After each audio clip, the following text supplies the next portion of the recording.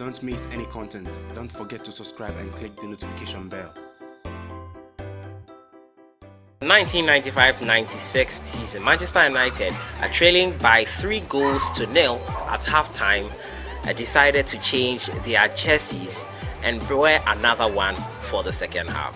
It was later revealed by Sir Alex Ferguson that the players of Manchester United were complaining that they could not spot each other well on the pitch to give out a pass. That was his reason for changing the jersey for Manchester United. In the 2005 Champions League final, Liverpool were trailing AC Milan by 3-0, and it is reported that coach of the side at the time, Rafa Benitez, wanted his side to change their jersey at halftime for the all-red strip they were wearing. Welcome back to Sahara Football. Today we're going to talk about the Ghana Black Stars jersey switch, and those two scenarios really highlight the effect many people feel the kind of jersey a team wears have on them. Even experienced coaches with high pedigrees like Alex Ferguson and Rafa Benitez talking or thinking about changing their jerseys at halftime when a game is not going their way goes to tell you that a lot of even the most experienced people have some sort of belief in the superstition that football or the jersey you wear brings you success in a football game. Is it a myth or it's a fact? Subscribe if you haven't. Click on the notification bell to get more updates. Before I begin, however, we would like to say Donald Trump, the United States president, has tested positive for COVID. We wish him speedy recovery. He's not everyone's favorite person, but no one deserves to go through the turmoil of being infected with coronavirus and suffering from its adverse effects. We wish him and his wife, who have both tested positive, a speedy recovery.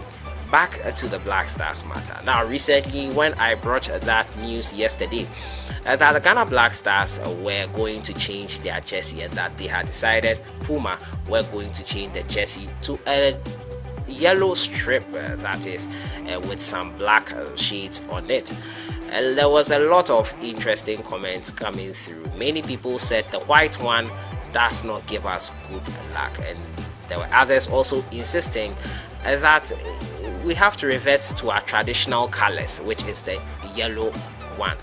But those people who attribute the Black Star success to the jersey are, in my opinion, just ignorant. Let's go back in time a little bit now. The Black Stars have won the African Cup of Nations 4 times, the last time being in 1982.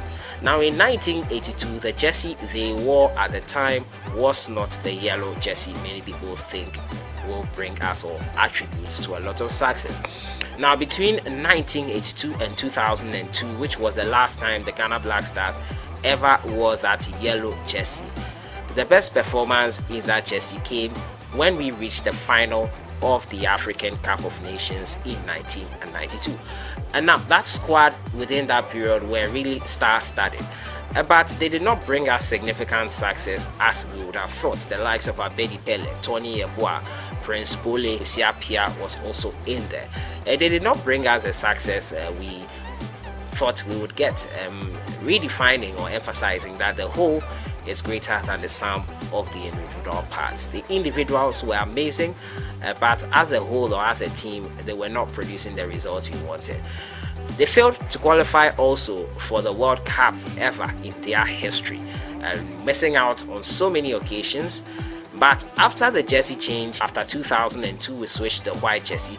The Ghana Black Stars started to qualify for the World Cup, qualifying for the first time in 2006. Now, between 2008 and 2019, we always tend to reach the worst performance was the semi-final of the African Cup of Nations, except in 2019, where we were knocked out in the round of 16 phase by Tunisia. If we are going by jerseys, and if we are going by the fact that attributes jerseys to success, then the white jersey is the best one for the Ghana Black Stars. Also note that at the time when Ghana won the African Cup of Nations between 1963, 1965, and 1978 and 1982, we were wearing the white jersey, white and black with yellow and gold strips on it. So it's quite clear that the jersey does not play a significant role. But if you want to be hypercritical, yes, the white jersey has brought us the best of luck in recent times. The under-20 side also won the under-20 World Cup for the first time in the white jersey with Andre Ayew the captain. Someone will tell me that the Black Starlet side also won the under-17 World Cup as well, twice in that yellow jersey. Yes, we can go on and someone can find instances to make their case, but it's quite clear that the success of the Black Stars goes beyond the jersey they wear. Jerseys all across the world has become something that fans like to use to brag. Look at the Nigerian national team jersey, which in recent times many people have called the most beautiful or best designed jersey in Africa. Nigeria have won it twice, but what success has it brought them? The success of a team goes beyond the kind of jersey that we wear. And now it was quite clear that when the Ghana Black Stars was formed, I've talked about it, the formation of the Ghana Black Stars. You can watch that video here.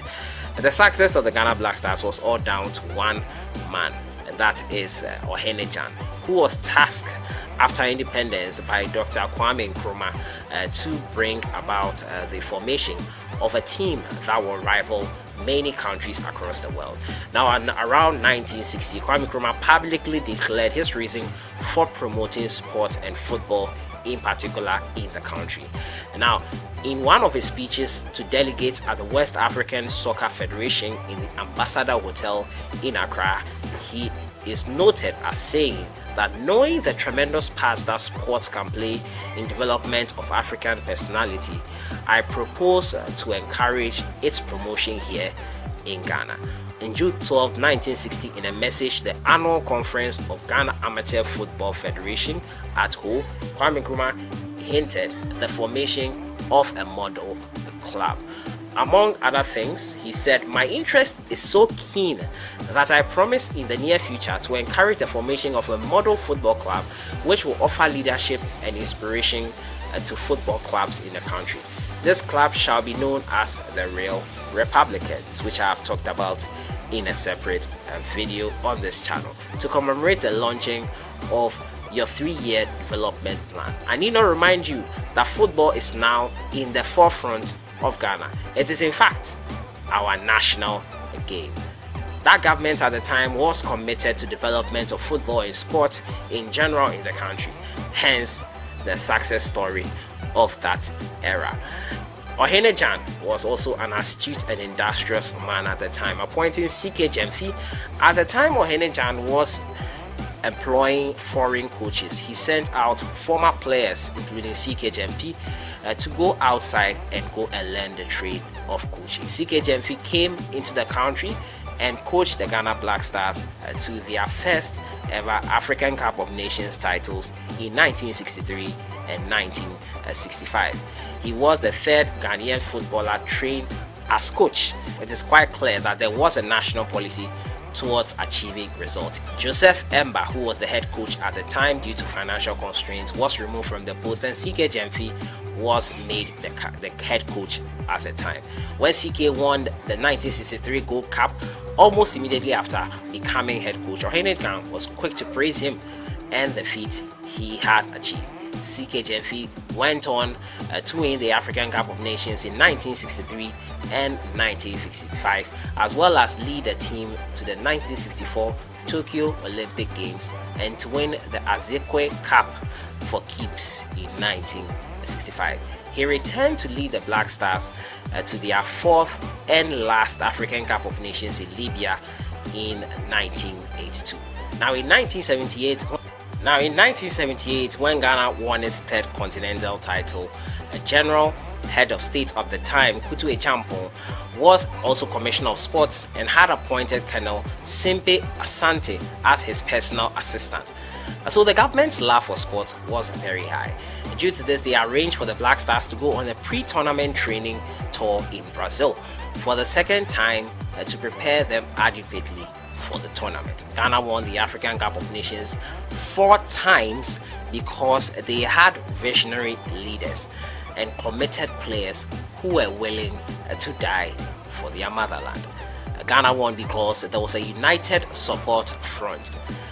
Let's do away with politics when it comes to the national teams and look at what it takes to win a tournament. It takes a concerted effort from government, planning, and committed players who are ready to die for the cause of winning the trophy for their motherland. So attributing the success of a national team bad luck to the team jersey is really a myth, and anyone who spews that is not speaking to the fact. Back to my first story, what I said about Manchester United. They came back onto the pitch with their new jersey and still lost the game 3-1. Ryan Giggs scored a goal for Manchester United in the late stages of the game, but they lost it, however. Liverpool's own as well, they didn't change the jersey. They ended up wearing the red jersey, and that we know the story. They came back from 3 goals and drew 3-3 and won on penalties to lift the trophy for the first time in their history, calling it the miracle of Istanbul. So it's quite interesting that many teams or many managers have the superstitious beliefs, but it works for some. But to attribute a team success to the jersey you wear is something else. Manchester United ended up stop wearing that jersey altogether, but it cost them in the end £10,000 for changing their jersey mid-season. Apparently, they had lost 5 games whilst wearing that jersey. After going on a 12-game unbeaten run, that was then when they played Southampton, and that run ended. But they lost 5 games in that jersey, and Sir Alex Ferguson decided to have that jersey removed from their collection during that season.